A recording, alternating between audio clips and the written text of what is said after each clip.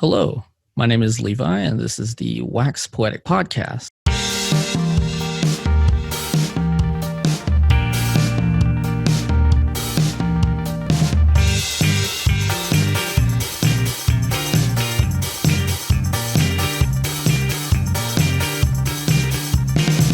Welcome. My guest today is Olivia, and she has an album to talk about. It is Pure Heroine by Lorde. Did and I say that right? I think you did. I hope you did, because that's what I've been. Feel like I said it awkwardly. So Pure Heroine Heroin. by someone called Lorde. This album, it came out 2013. Mm-hmm. When you first heard this, how old were you when this showed up on your radar?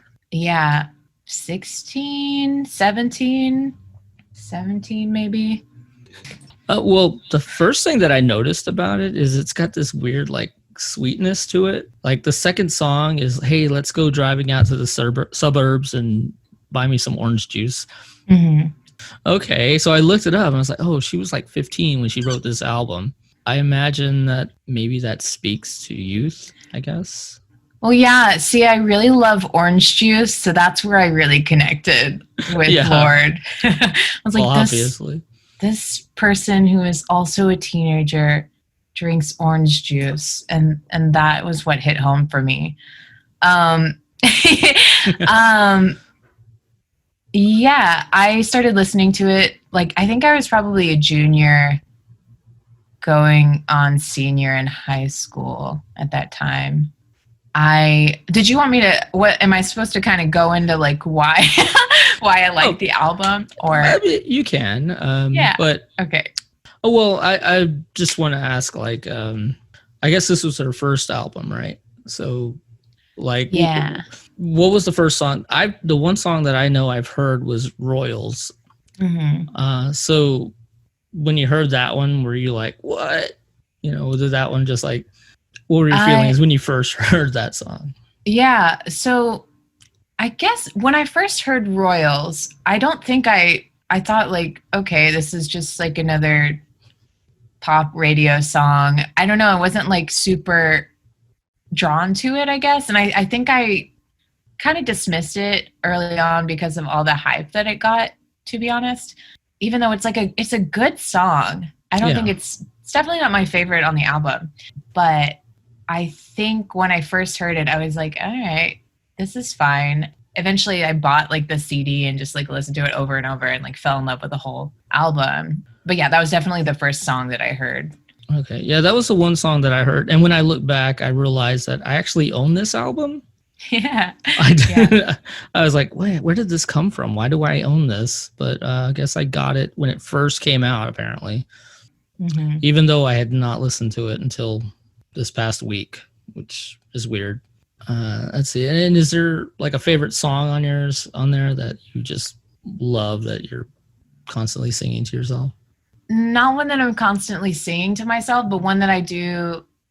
When I re-listened to it, I just re-listened to it an hour ago, just to revisit. I did listen to it over and over and over for probably a full year, because that's just how I listened to music for a long time. I would just buy CDs because I don't know if Spotify was a thing at that point. I don't know if it was. I didn't understand how streaming music worked. So I'd buy CDs, and just anytime I was driving, I lived deep in the country, so I'd have long drives, and I would just listen to a full album, put in another CD, listen to another full album. That was one that I would play over and over. I think the one that I really liked was Ribs. I think listening to it again, I'm yeah, I think this one has the best beat to it, and it's kind of dreamy, and I don't know, it just is exciting in a way or something. So I went to a really small high school, and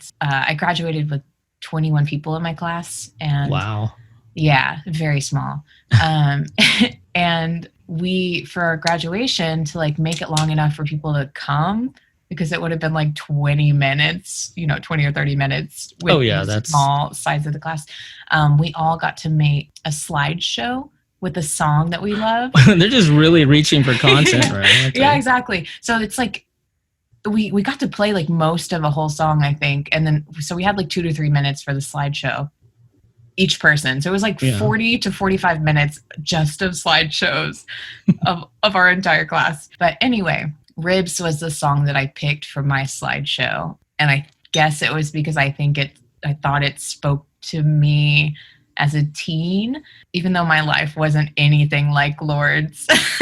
But I felt like that was the aspirational, like, kind of image that I wanted for my, like, teen life. I see that because I'm reading the lyrics right now, and it is very, hey, teens hanging out. It's a teens hanging out song, basically. Yeah. My mom and dad are out of town, and we're just going to have a party. Yeah. I think the whole album is like that. And I don't know, I love that. I love that it felt like honest, but it was also kind of edgy, but not like, I didn't feel like it was super broody. I don't know. There's like... No, it is not. It's not. Yeah. It's not. Like there's no teenage angst. I don't feel any angst from it at all.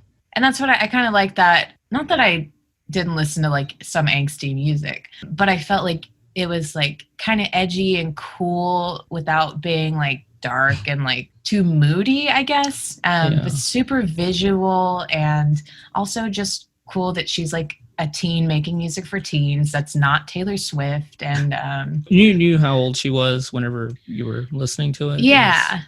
And I feel like I really caught on to her, aside from the song being on the radio like every 30 minutes or whatever. Yeah, it was. I remember it being everywhere. Yeah. Constantly. But like, I used to read the online zine called Rookie Mag, just like Rookie a zine. Mag. Rookie Mag. Right. It's super cool, but it's like an online zine created by and for like young women. And Lorde was like right up top. Big. Yeah. And so I really think I kind of got into like her whole persona and her style and like her coolness from reading that mag and kind of living in that world with all these women who like loved her. I didn't really look up pictures of her, but like, what was her style like? I don't have a style associated in my head to. I guess I didn't mean like not style as in like personal, like what she wears or what she looks like, but just kind of the style of her music, style of her like life and existence of being like this kind of on the fringe, cool kid that I like never ever felt like I was, but I wanted to be, I guess, like most kids. And I guess that's kind of what's going on in Royal. She's saying, was something about we don't have zip code envy, which I get it. Everybody wants to be the cool kid, but sometimes you just don't care. Sometimes you just don't care. And I think I liked it because like when I say I went to a small school, like a small town, everyone is poor. We're poor. I think we were like, people thought that we had money when we didn't because my parents spent a lot of money on random shit.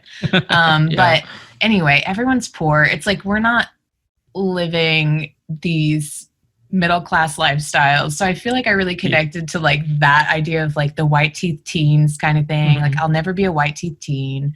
I went to state competition in this thing, like this UIL, which is like for an band? Intergalactic. No, it was for, I went for writing. So I went for ready writing and feature writing later. But I remember I got to state, and at the state competition for ready writing, there was a prompt that was like something about like privilege in schools or something along those lines.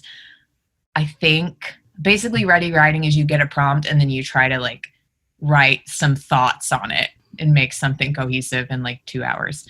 So the prompt was something along the lines of like privilege. And I wrote, I didn't know Lorde what lyrics.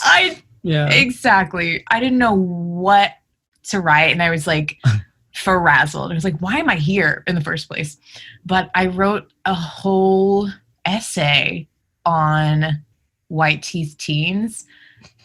and like how this represented something like Lorde's. I'm pretty sure I quoted actual lyrics. I definitely quoted actual lyrics from it because I was obsessed. I think just because I had listened to it so many times and I was like, it's in your head. Yeah.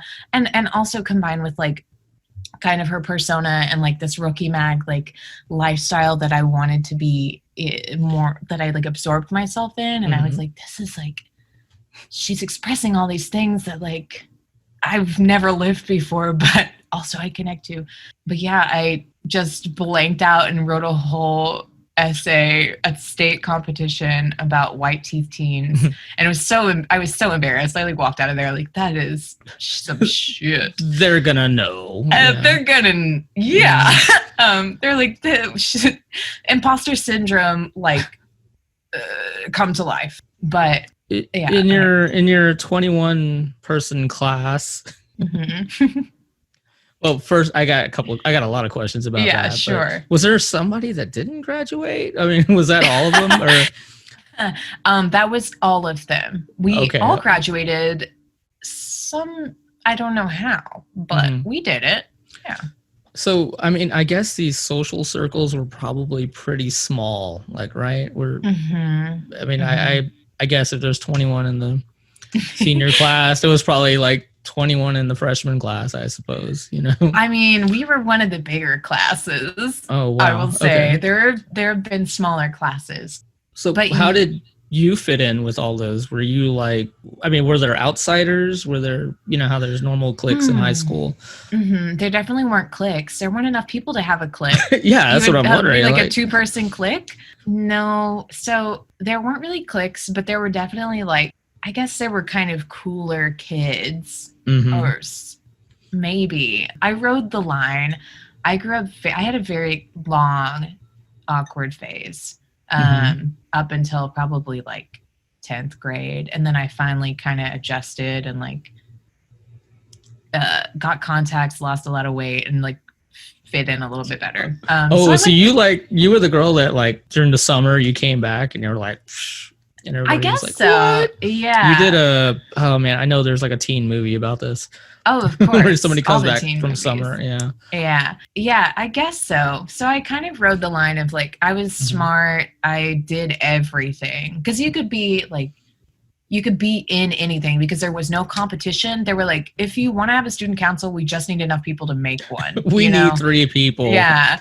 And so it was stuff like that where it's just like, okay, I'll be vice president because nobody else wants to do it. Sure. Go for it. So you can be president too. Yeah. I'll lead the theater program in quotations because it was not great. Not an established program because I enjoy acting and we just need enough people to do a play kind of thing. So I guess I kind of just rode the line between like really, I was a total nerd the whole time. Yeah. But I think people kind of grew to like me. So it's whatever. Like we don't have enough people to dislike in this school. Yeah, so, exactly. Yeah. There was probably like one person in our class that we all picked on, but it was still like a kind of an endearing thing. I think. I don't know. Okay. Fingers crossed. He's not they damaged. might see it differently, but okay. Yeah. But yeah, it was quaint.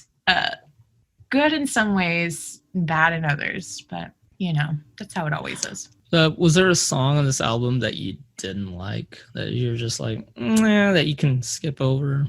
I mean, they're all bops. Okay, well, hey, that can happen too. That's not a problem with people in music. Yeah, I think it would probably be like, what's one? Maybe like Glory and Gore. I don't know.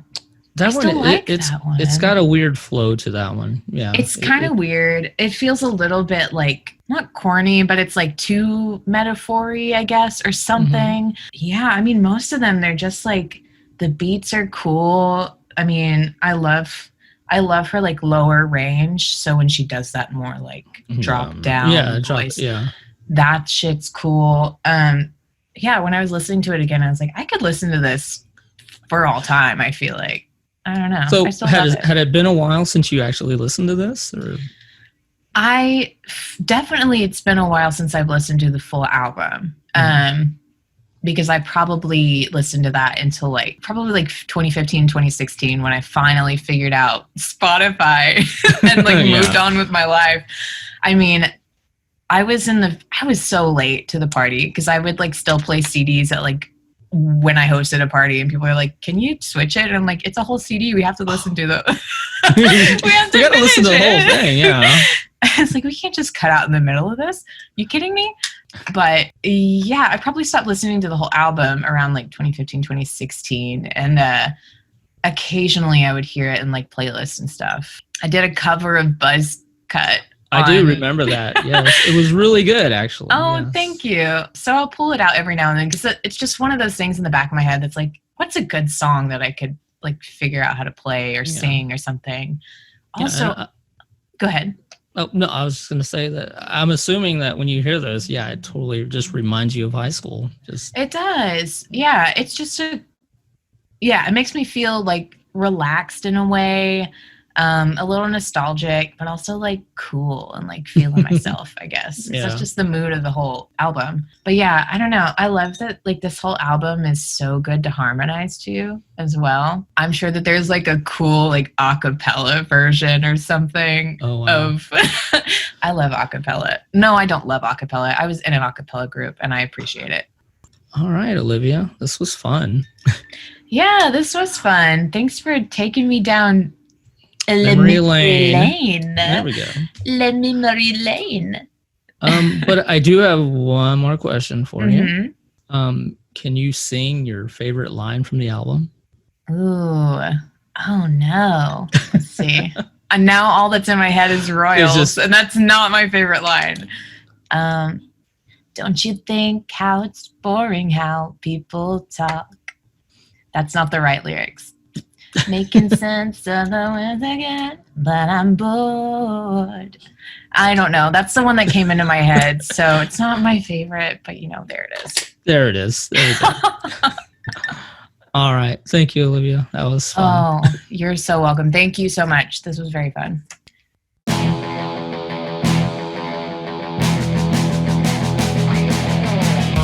So please check us out every other week, and also go ahead and follow us on Facebook at Wax Poetic Podcast.